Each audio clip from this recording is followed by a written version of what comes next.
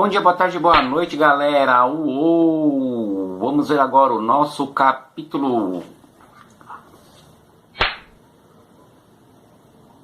Bom, esse é um assunto que pra mim eu gosto de falar bastante, que é um dos raros momentos para um historiador que a gente fala de uma história que a gente viu.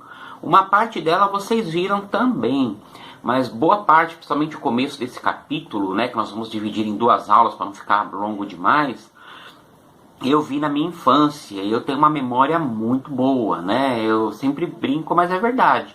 Dos meus 3 anos pra frente eu lembro de muita coisa, né? Eu lembro que em 1981 me perguntavam quantos anos eu tinha, eu fazia assim, ó, 3. Eu tinha 3 anos em 1981, né? Eu tenho 42 hoje. Lembro também que foi aniversário não, nascimento da minha irmã caçula, né? A Fernanda. Ela nasceu em 1981. Eu lembro da carinha dela, que é a mesma até hoje, nunca mudou, é incrível, impressionante. Mas enfim, né? Então eu vi muito essa transição, né? E a ditadura militar, ela teve com o Geisel a missão de se distender, né, de acabar a tensão, né, até a distensão lenta, gradual e segura com o Geisel, ou seja, o Geisel ele ia acabar com a ditadura, mas ia ser aos poucos, de forma gradual, segura. Só que não foi o que aconteceu. A gente sabe que teve vários problemas, né? Teve o atentado à bomba no Rio Centro, nas eleições para municipais, os candidatos da ditadura tomaram um pau feio, né? E aí veio o pacote de Abril, que foi um retrocesso autoritário por parte da ditadura, né? Que com o pacote de Abril, as eleições para governadores continuaram indiretas, elas seriam diretas, não foram. Por quê? Porque eles sabiam que nas eleições diretas o povo ia votar contra a ditadura. O povo já estava cansado da ditadura militar, né? O povo viu que a ditadura militar era uma ilusão, né? Que acabou o milagre econômico, né? O milagre durou pouco tempo e só sobrou o quê? O autoritarismo, né? Porque a ditadura militar era assim, era um autoritarismo absurdo, mas se segurava pelo milagre. Eu falei, para o povo brasileiro, tem comida na mesa, é o que importa. Não importa quem está no poder, o que ele faz, o que ele defende. O povo brasileiro não é politizado. Nem hoje, que o povo fica falando um monte de bobagem na internet, né? O povo brasileiro não é politizado. Tendo comida na mesa, ótimo. Então, acabou a comida na mesa, o povo só sobrou autoritarismo, então o povo já não queria mais saber da ditadura militar. A ditadura militar caiu, né, caiu em desgraça. Eu não gosto dessa palavra, né? Mas enfim, o povo não estava gostando mais, né? E aí, com esse pacote de Abril, não tinha mais eleição direta, não teria mais eleição direta para governador, né? O mandato presidencial passou a ser de 6 anos, ou seja, a ditadura queria durar mais 10, né? Durou mais 11, né? Pois é. E o presidente ainda poderia escolher uma parte dos senadores, ou seja, escolher cara que ia votar a favor dele, né? Óbvio. Até eu que sou mais bobo, posso escolher senadores que vão votar nos projetos. Vou escolher caras que votem nos meus projetos, não que votem nos projetos contrários a mim. E foi o que o Geisel fez. Depois do Geisel veio o Figueiredo. Esse é o primeiro presidente que eu lembro. O primeiro presidente que eu lembro. Eu assisti a TVS, que é o atual SBT, e tinha um programa puxa-saco do Silvio Santos de domingo, que o Silvio Santos sempre foi puxa-saco de presidente, que chamava a Semana do Presidente, aí mostrava o Figueiredo. É a primeira lembrança que eu tenho de presidente da República. O Figueiredo, ele dizia que ele ia fazer a abertura política e ia arrebentar quem fosse contra, né?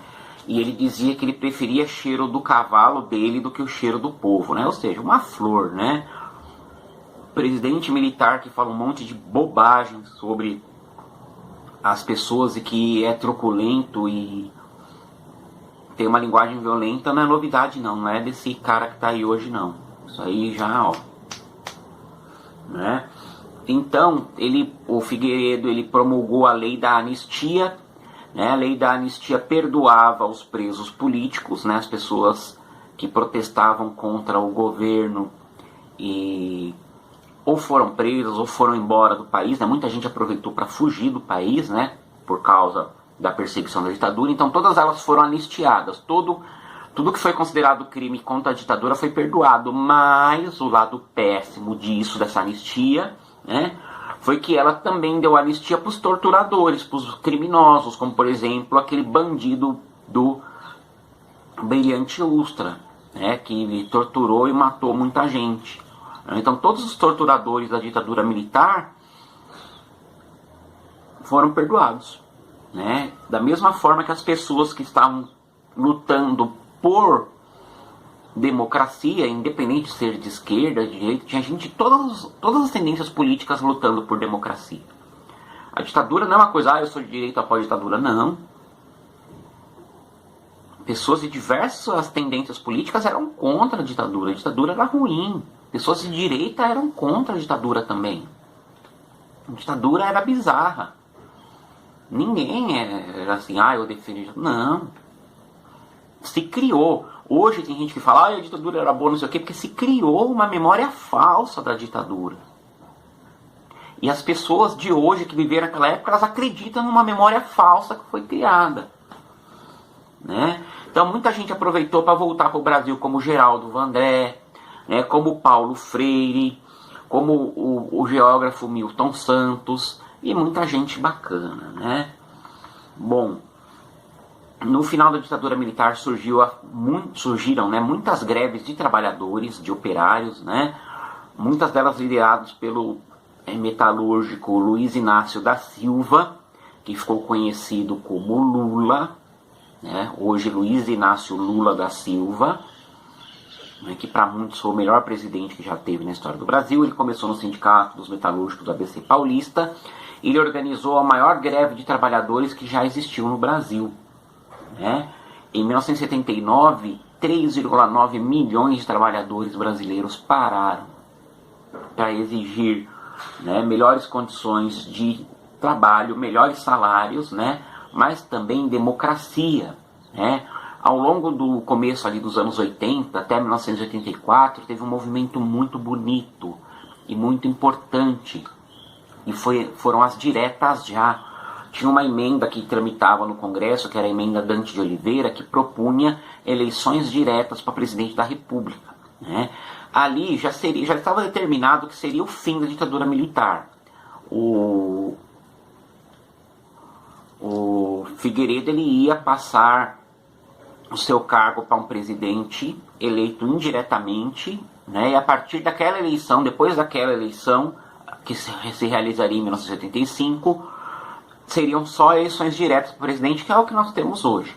Né? Então, o que aconteceu? O povo se uniu. Era a coisa mais linda. Mais de 1 milhão de pessoas foram para a Praça da Sé se manifestar pelas diretas já. O político Ulisses Guimarães, né, já falecido, ficou conhecido como o Senhor Diretas. Foi um senhor que já era de idade na época, que percorreu o país pelas diretas já. Né?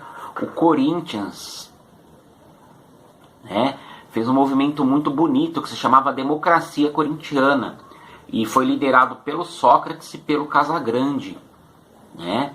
E eles entravam em campo pedindo democracia, né? Diziam ganhar ou perder, mas sempre com democracia, né? O Sócrates e o Casagrande.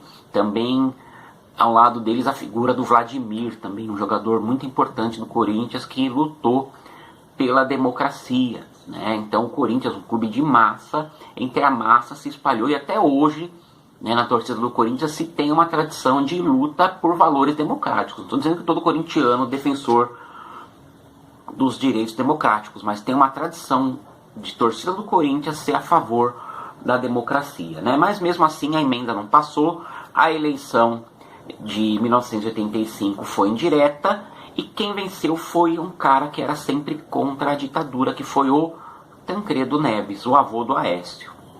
O que aconteceu? Olha só como o Brasil, o enredo de Brasil é uma coisa complicada. Esse país é uma novela, o Brasil é uma novela. Né? O que aconteceu? Antes do Tancredo assumir, ele foi internado e veio a falecer. Eu chorei pra caramba. A gente tinha muita esperança no Tancredo, né? Eu estava na primeira série, a professora falou, faça um desenho que retrate, primeira série é o atual segundo ano, faça um desenho que retrate a atual situação do país. Aí eu desenhei um mapa do Brasil, pintei de verde, aquele desenho de mapa de criança, pintei de verde, né? E fiz uma carinha de choro dentro do mapa do Brasil e escrevi do lado, adeus Tancredo, né? Eu lembro que um monte de criança falava tranquedo, né? Tranquedo, mas era Tancredo Neves. É. E quem assumiu foi o Sarney, o vice dele, que está na política até hoje. Né? Muitos dizem que ele já morreu, que é um boneco de cera que está no lugar dele, né? Brincadeira. Mas um político que sempre foi do lado da ditadura militar, olha isso, galera, uou, olha isso. O Sarney sempre foi da Arena, que era o partido da ditadura. Ele mudou de lado nos 45 do segundo tempo. Olha como o enredo do Brasil é coisa de louco, esse país é de doido. O cara que venceu a eleição indireta era contra a ditadura. Detalhe, ele venceu o Maluf, tá? O Maluf era o candidato da ditadura. Ambos candidatos civis, né? Para mostrar que a ditadura militar ia acabar. Né? Mas o Maluf sempre foi da Arena. A Arena virou PDS e hoje é o PP. É o partido número 11. Não esqueçam, PP é partido da ditadura. Enfim, então olha só. O cara que sempre apoiou a ditadura foi para a chapa de quem venceu a ditadura e no final das contas um cara que sempre defendeu a ditadura acabou assumindo. O governo do Sarney eu lembro inteirinho dele, de cabo a rabo, tudo. Né? O Sarney ele chegou congelando o preço, né? Era proibido aumentar o preço das coisas. O que acontecia?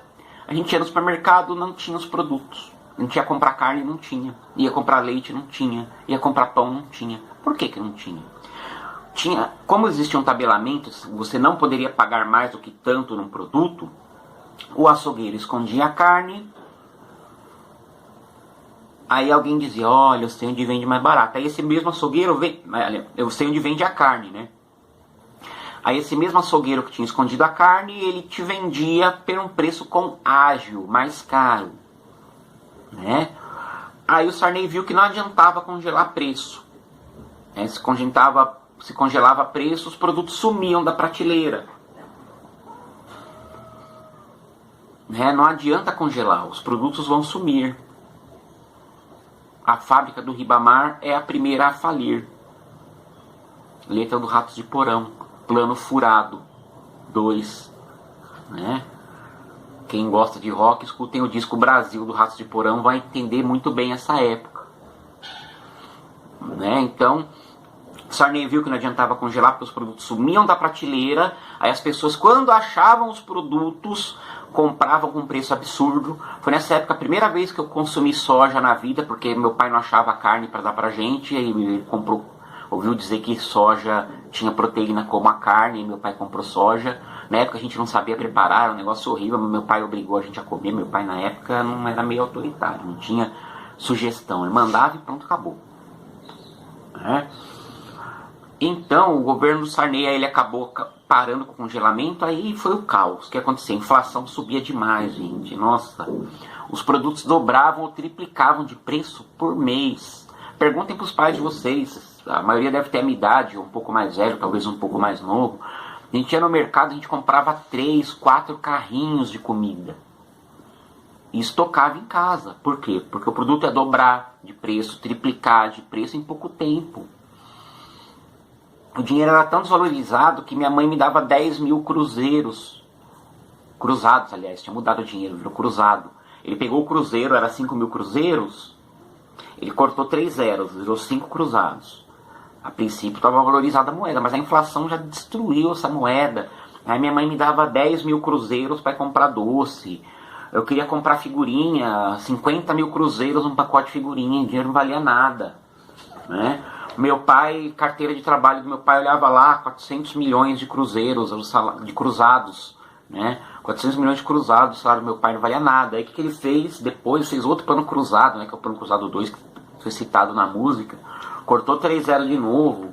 Ou seja, um caos inflacionário. Mais uma coisa boa que saiu nesse tempo foi a Constituição de 1988, né? Uma Constituição que eu vi também.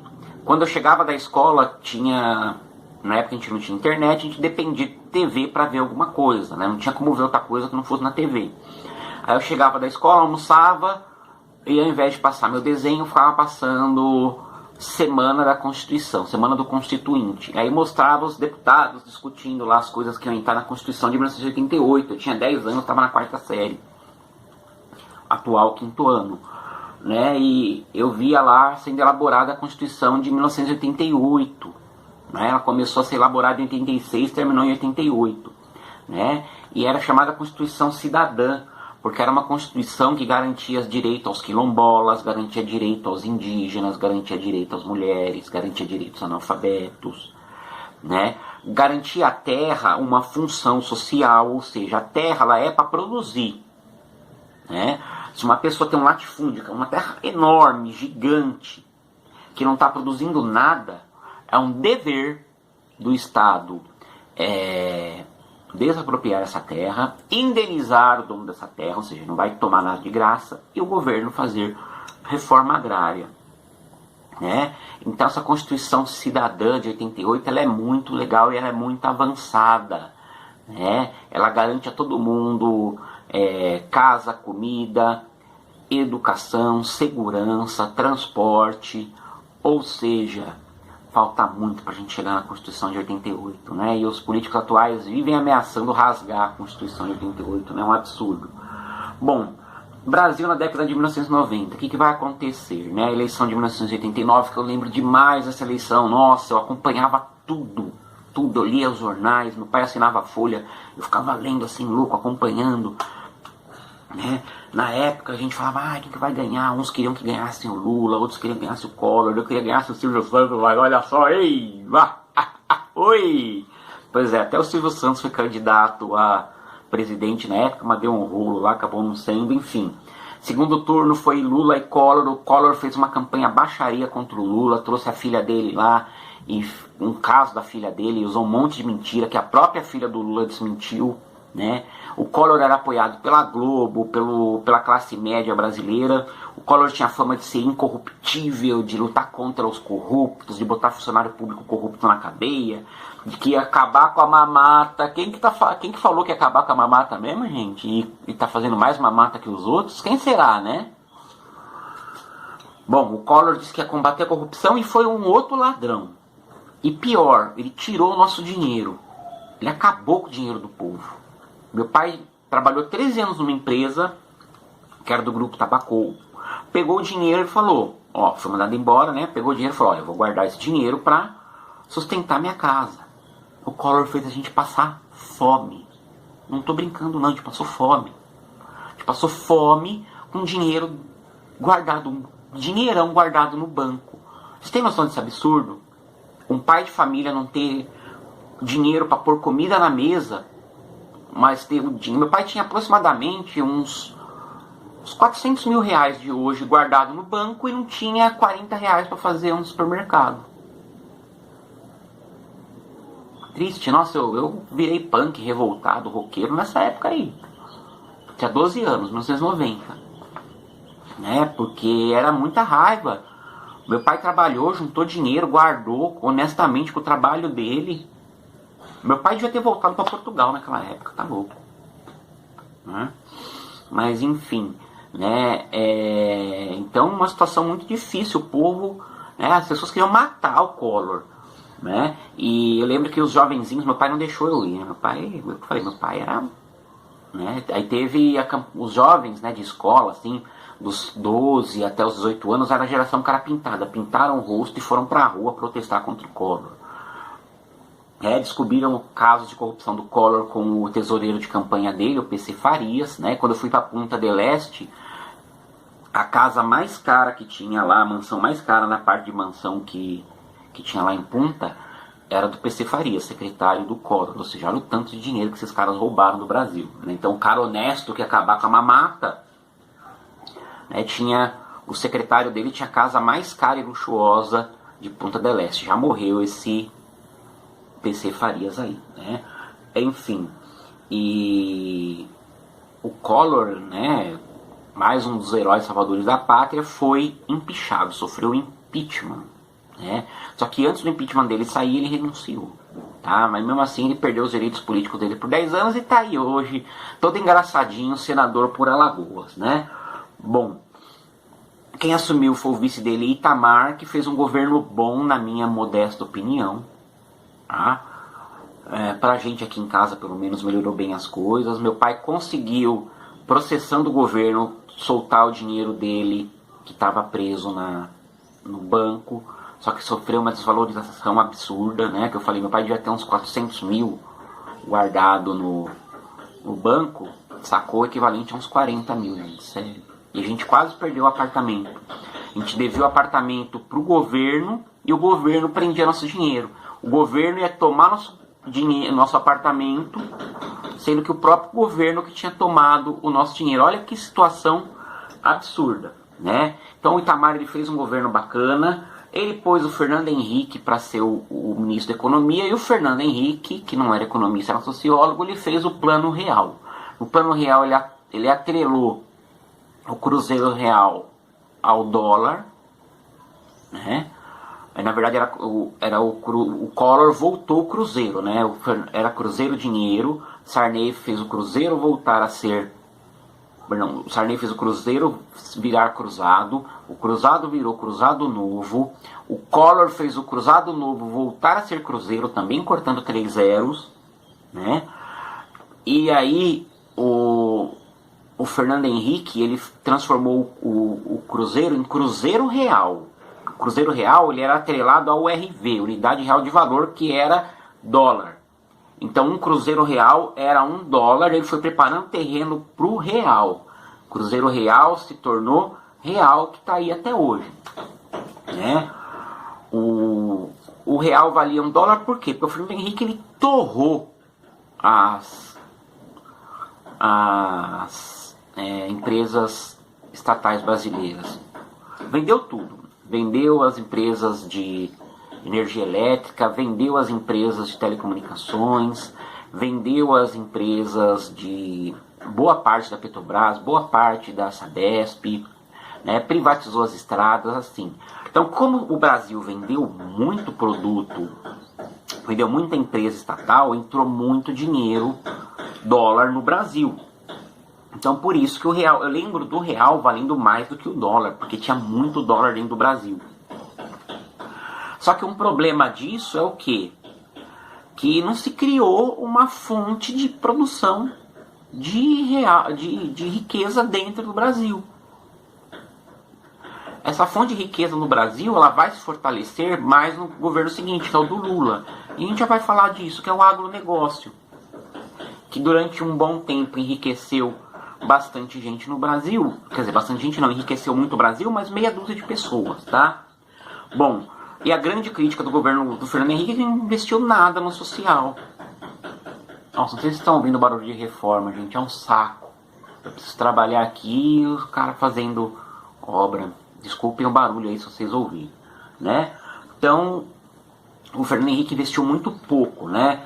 Teve sim mais gente na escola, foi ele que criou os programas de repasse de renda como Bolsa Família, que no governo dele tinha outro nome, né? Bolsa Família foi o do Lula e agora no do Bolsonaro vai ter outro nome também que eu não sei, né?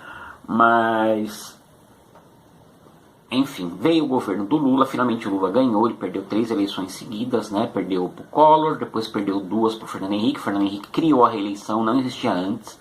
O Fernando Henrique comprou o Congresso com dinheiro público, fez o Congresso votar a reeleição e ele conseguiu ser reeleito. O governo Fernando Henrique teve coisas boas e coisas ruins, mas não melhorou as condições de vida da população brasileira. Tanto que nunca mais alguém do partido do Fernando Henrique foi eleito presidente, né? O PSDB. Bom, o governo do Lula, ele melhorou demais as condições de vida da população. Pessoas ganharam mais dinheiro, ele criou muitos programas sociais como o Luz para Todos, todas as cidades do Brasil passaram a ter energia elétrica, né? O que mais? Ele também criou o ProUni, programa de universidades, né? Que as pessoas tinham bolsa na universidade, criou o Fome Zero, né? E enfim. Só que ao mesmo tempo, o Lula ele fez o projeto do mensalão. Assim, gente, o PT, o que ele fez? No poder, ele jogou o jogo. Na política, sempre, para os deputados e senadores, voto é moeda de troca. É moeda de troca. Um deputado não vota numa lei se não derem alguma coisa para ele. Ele só vota se interessa para ele, entendeu? Se interessa para ele, vota. Principalmente aqueles partidos chamados centrão. O tal de centrão é o tal do fisiológico, é poder pelo poder. Então, no poder, o PT fez o que todo mundo fez. Comprou o centrão para votar nos seus projetos. Fez muitos projetos sociais bons? Fez. Mas, por exemplo, o ProUni. O ProUni era dinheiro para as universidades pagas para o pobre poder fazer faculdade. Podia com esse dinheiro ter feito ainda mais. O Lula fez muitas universidades federais, não podia ter feito muito mais. Né? O que mais? Que a gente pode criticar. O povo brasileiro virou um bom consumidor. Nessa época que surgiu o funk e a ostentação. O povo achava que era rico. É essa a mentalidade do brasileiro. O brasileiro tem dinheiro, ele acha que ele é o quê? Ele é rico. Ele é rico, o brasileiro é rico. Você tem dinheiro para comprar um Corsa em 50 prestações, você é rico. Antes o povo não tinha nada. Mas agora o povo tem dinheiro para comprar um Corsa em 50 prestações. Melhorou? Melhorou. Você é rico? Não. O povo brasileiro não tinha TV de tubo preto e branco em casa. O povo brasileiro passou a ter uma TV de plasma comprada em 24 prestações na Casa Bahia. Melhorou? Melhorou. Você é rico? Não. Gente, 4% da população brasileira é rica. Nem quem tem Jeep Renegade é rico, gente. Para com isso. É classe média. Média, nem média alta é. Só que isso é um dos grandes problemas do governo Lula. Não formou cidadãos conscientes, formou consumidores. Então o povo mais preocupado em comprar celular e carro do que em ter consciência política. O povo continua no mesmo sistema votando em salvadores da pátria. Mas, do saldo que a gente pode dizer que sim, houve muitos avanços sociais no governo do Lula. A corrupção foi a que sempre houve no poder no Brasil. O poder do Brasil é corrompido, a corrupção no Brasil é sistêmica, né? Dificilmente na esfera pública brasileira não se pratica corrupção, né? E como eu falei, teve um saldo positivo nas questões sociais, mas mesmo as questões sociais são passíveis de crítica, né? Nos programas de universidades, serviu para muita gente fazer faculdade? Sim. Mas também serviu para enriquecer bastante donos de faculdades particulares, né? E enfim, né? Perto do que já teve no Brasil, sem dúvida, por todos os índices, foi realmente o melhor governo que teve, tanto que o Lula foi eleito e até hoje, em todas as pesquisas, o Lula ganha como o melhor presidente que o Brasil já teve, tá? E com o fim do segundo governo do Lula, vão começar todas as crises políticas. Então nós vimos, né, o Lula teve 2 governos bem-sucedidos, mesmo com aquele monte de denúncia de corrupção, mesmo com o mensalão, né, como ele fez uma ascensão social na classe C, fez com que as pessoas da classe D passassem para a classe C, fez com que 10 milhões de pessoas deixassem de ser pobre para ser classe média baixa, e isso é muita coisa, né? Então o governo Lula conseguiu eleger um sucessor, no caso uma sucessora, né? O Lula até hoje é apontado nas pesquisas como o melhor presidente que o Brasil já teve, tá? Todas as pesquisas apontam isso, né? O governo Lula é bastante controverso, fez muito pelo social, mas poderia ter feito mais, não investiu em infraestrutura, né? E também a gente pode culpar para alguns dos problemas que a gente tem hoje o fato de não ter investido em estrutura, né? O fato do Brasil não ter estrutura não é culpa do Lula, mas ele poderia ter investido em estrutura e não o fez, e manteve vícios políticos do país, como por exemplo a corrupção. A corrupção existia no governo do Collor, existia no governo do Sarney antes dele, existia nos militares, existiu na época do Brasil colonial. Acho que só não teve corrupção no Brasil na época dos índios. Acho, não tenho certeza, desconfio, né? Prefiro falar desconfio do que acho. Enfim, e todos os governos do Brasil, em todos os níveis, sempre tiveram corrupção. Então corrupção não é o ponto. É lógico que a gente é contra a corrupção. Eu pago metade do que eu ganho em impostos, eu vou querer que alguém roube o dinheiro que eu pago em impostos? Não, eu quero melhorias em troca do metade do meu salário que vai embora em impostos, né? Todo mundo. Se você pensa que você ganha 10 mil reais, você não ganha 10 mil reais, você ganha 5. De um ano que você trabalha, 6 meses vai para o governo, não fica para você. Então, já que o que eu ganho vai para o governo, eu quero um retorno disso, eu não quero corrupção, né? Mas acontece no Brasil, entendeu? Corrupção acontece. E esse discursinho de que eu vou acabar com a corrupção, ou só o partido A ou o partido B é corrupto, faz tempo que rola por aí. E muita gente já foi eleito dizendo que ia combater a corrupção e não combateu. Participou da corrupção, continuou participando. A gente viu no Lula, a gente viu na Dilma, a gente viu no Fernando Henrique, a gente está vendo agora no Bolsonaro. Os filhos todos envolvidos com corrupção, mulher do Bolsonaro recebendo cheque de corrupto na conta dela. Então o sistema político brasileiro é corrupto e ninguém mexeu nisso até agora, né? Continuando, então o Lula, apesar de todos esses problemas de corrupção, ele conseguiu eleger a Dilma Rousseff, que no seu primeiro mandato fez um governo semelhante da estrutura do Lula, e o problema veio no segundo mandato, né? Foi uma eleição muito acirrada, foi muito difícil ganhar do Aécio Neves. Ela ganhou por pouca diferença, o país estava literalmente dividido, né?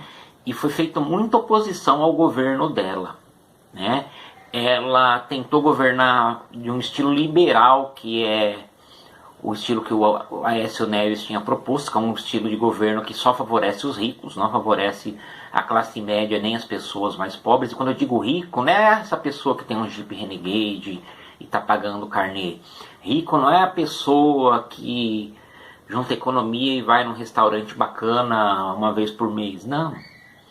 Rico é aquele cara que, independente do que aconteça, exploda São Paulo, ele tem dinheiro. Isso que é o rico. O rico é aquela pessoa que não depende das variações do mercado da economia para manter o padrão de vida dele, né? O nosso problema é que muita gente que é da classe média acha que é rico e não é verdade, né? Mas enfim, continuando. Rico é gente que tem bilhões, isso que é rico. Quem tem 1 milhão não é rico. Talvez quem tenha 10 milhões não seja rico, né? A Coragem não gosta desses bilionários exploradores. Mas enfim. Então a Dilma tentou adotar a política do Aécio, não deu certo. O povo já estava boicotando, porque o povo quer emprego e comida na mesa. No governo da Dilma não tinha emprego e também estava começando a não ter comida na mesa, né? Passou a Copa do Mundo, vieram à tona todos os problemas econômicos, a gente entrou numa crise econômica ferrada. A popularidade da Dilma foi caindo cada vez mais, né? E por mais que ela tenha feito vários programas sociais que deram certo, não foi o suficiente para segurar a popularidade dela, né? E, enfim, foi se arrastando um processo de impeachment. Assim, o que a Dilma fez para ser impeachada? Ela fez pedaladas fiscais. O que é isso? Pedalada fiscal é quando o político gasta acima do orçamento. Sabe que político faz isso? Gastar acima do orçamento, gente? Todos. Todos gastam acima do orçamento. Definem um orçamento de não sei quantos bilhões para o ano e gastam mais. Todos fazem isso. Então por isso que se fala que foi um golpe que tirou a Dilma, né? Mas ela cometeu as pedaladas mesmo? Sim. Então fica a questão. Mas é aquilo. Todos os políticos de todos os partidos fazem coisas piores. O presidente atual faz coisas muito piores e nada acontece, né? A Dilma, por um deslize, sofreu processo de impeachment. E aí veio o governo do Temer. Governo do Temer totalmente a favor das empresas, tirou os direitos dos trabalhadores, dizendo que com menos direitos as empresas iam gastar menos, iam contratar mais trabalhadores, só que menos direitos também os trabalhadores têm menos dinheiro no bolso para gastar. A economia não deslanchou, a economia só foi piorando, né? Porque se quer que a economia se mexa, faça o povo ter dinheiro. Eles sabem disso, porque tanto que ele liberou o dinheiro que as pessoas tinham presa no FGTS. O FGTS é uma conta poupança que você faz numa empresa conforme você vai trabalhando. Você vai trabalhando naquela empresa, você tem uma conta poupança, que você não pode mexer. Quando você é demitido dessa empresa, essa conta poupança é liberada para você. Mas se você não é demitido, você pede demissão dessa empresa, esse dinheiro fica parado nessa conta poupança e só pode ser retirado quando você se aposentar. O que o Temer fez?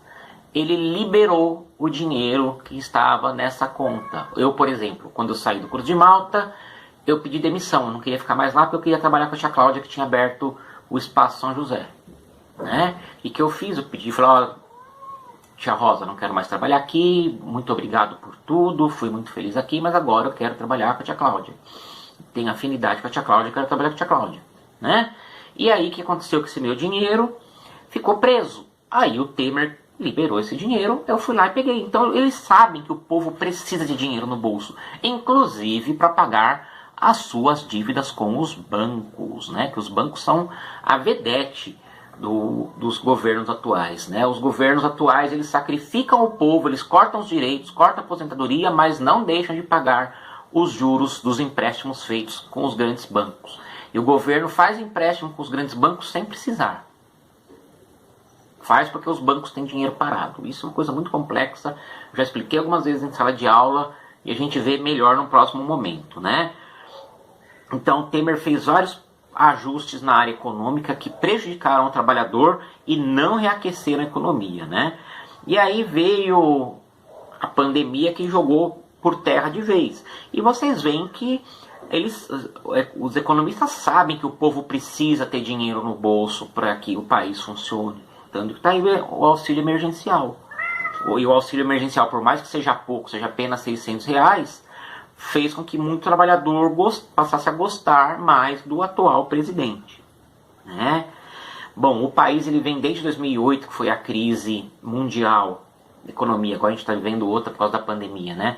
Desde a crise de 2008 a gente tem vivido um aumento do desemprego, né? A crise de 2008, que o Lula disse que ia ser só uma marolinha, ela foi, né, muito forte fora. No Brasil ela foi menos. No Brasil ela teve menos um impacto direto, mas ela está circulando faz tempo. Ela está aí, ó, tá rolando, né? E ninguém conseguiu dar um fim nela de vez. Por quê? Porque o Brasil ele é um país de agronegócio. Quando a gente vê, o Brasil exportou não sei quantos carros, não. O Brasil exportou não sei quantos computadores, não.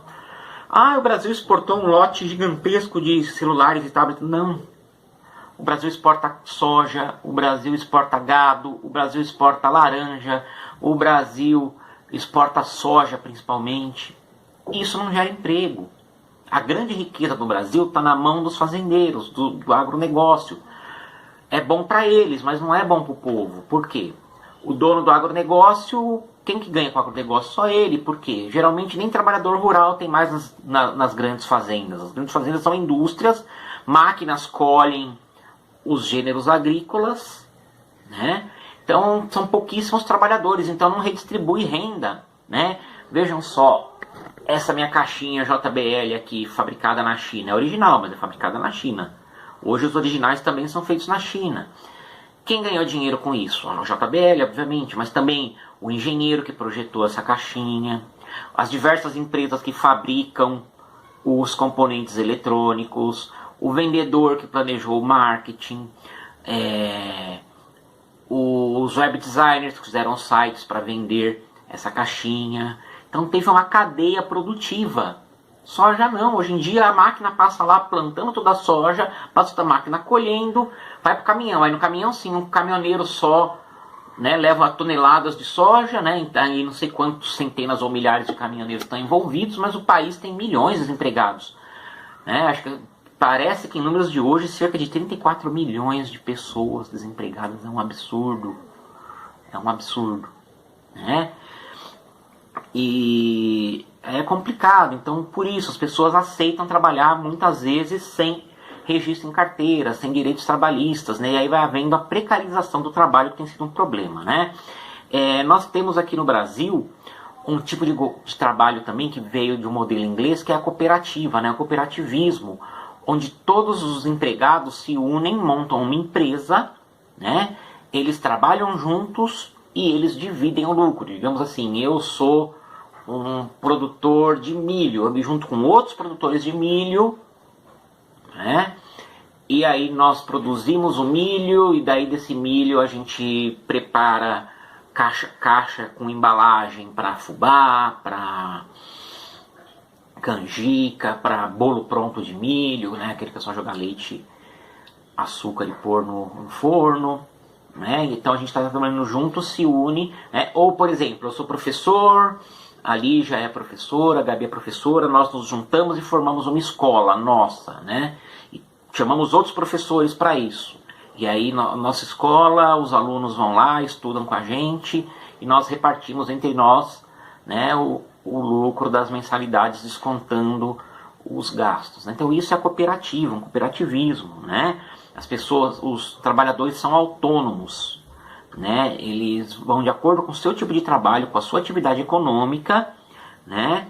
E eles são responsáveis por tudo, né? Só que infelizmente, Brasil, né, tem uma espécie de distorção no cooperativismo no Brasil. Um espertinho, por exemplo, vamos lá, dar um nome qualquer, um espertinho chamado Miguel, o famoso Miguel, ele monta uma empresa que fabrica, vamos dizer, guidão para moto, né? E aí ele chama um monte de trabalhadores que fabricam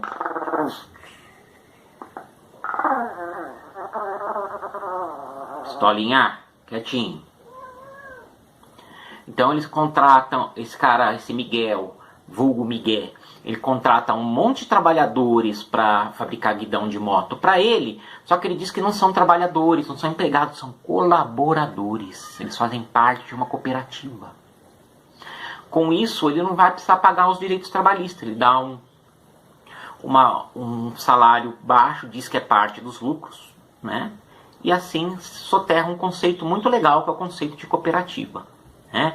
Então por isso que muitas vezes a gente está no supermercado e a gente ouve o caixa falando: senhor colaborador fulano de tal, compareça ao caixa, blá blá blá blá blá. É isso, é uma distorção do cooperativismo em prol do neoliberalismo, esse sistema que tira direitos das pessoas, tira dinheiro de circulação, faz todo mundo ficar mais pobre, a classe média, os trabalhadores, os pobres, né? Quem é pobre fica mais pobre, a classe média vira pobre, o pobre vira miserável, o miserável morre. Esse que é o sistema neoliberal, né?